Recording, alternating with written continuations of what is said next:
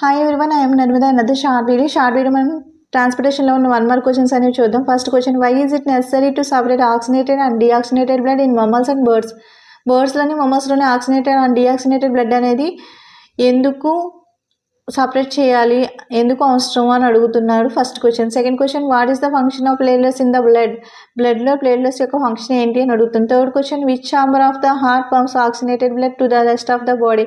Heart అనేది oxygenated blood అనేది body పార్ట్స్కి పంపించడం అనేది ఏ ఛాంబర్ చేస్తుంది అని అడుగుతున్నారు. Next fourth question, why do arteries have thick walls, elastic walls? ఎందుకు ఆర్టరీస్ యొక్క వాల్స్ అనేవి థిక్గా ఎలాస్టిక్ వాల్స్గా ఉంటున్నాయి అని అడుగుతున్నారు. Next fifth question, which blood vessels carry blood away from the హార్ట్కి ఏ బ్లడ్ వెజిల్స్ అనేవి బ్లడ్ని క్యారీ చేస్తున్నాయి అని అడుగుతున్నాను. Sixth question, what is the function of the walls in the హార్ట్లో వాల్స్ యొక్క ఫంక్షన్ ఏంటి అని అడుగుతుంది. Name the pigment present in red blood cells that transport oxygen? ఏ పిగ్మెంట్ అనేది రెడ్ బ్లడ్ సెల్స్లో ఉంటుంది, అది ఆక్సిజన్ని ట్రాన్స్పోర్ట్ చేస్తుంది, అది ఏ పిగ్మెంట్ అని అడుగుతున్నారు. Next, what is the function of phloem in plants? ప్లాంట్లో ఫ్లోయమ్ యొక్క ఫంక్షన్ ఏంటి? నెక్స్ట్ అలాగే వాట్ ఈస్ ట్రాన్స్పిరేషన్ అంటే ఏంటి? Next 10th question, what is the role of stomata in ప్లాంట్స్లో స్టొమేటా రోల్ ఏంటి?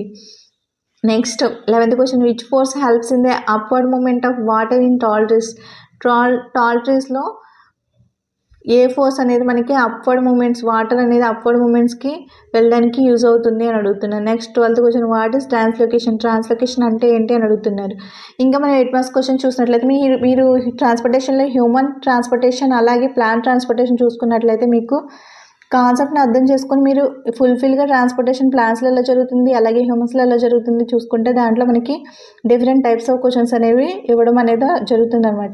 ఇక్కడ మనం చూసినట్లయితే explain the double circulation pathways in హ్యూమన్లో డబుల్ సర్క్యులేషన్ గురించి రాయమన్నాడు. అలాగే the mechanism of transpiration pull and translocation గురించి అలాగే ట్రాన్స్పిరేషన్ యొక్క మెకానిజమ్స్ రాయమంటున్నాడు.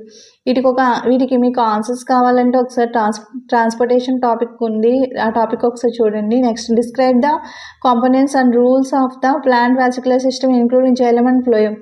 మనకి ఇక్కడ వాస్కులర్ సిస్టంలో ఉన్న కాంపోనెంట్స్ ఏంటి అని అడుగుతున్నారు. అలాగే ఇంక్లూడింగ్ జైలం అండ్ ఫ్లోయమ్ గురించి రాయమని చెప్తున్నారనమాట. ఇంకా మనం చూసినట్లయితే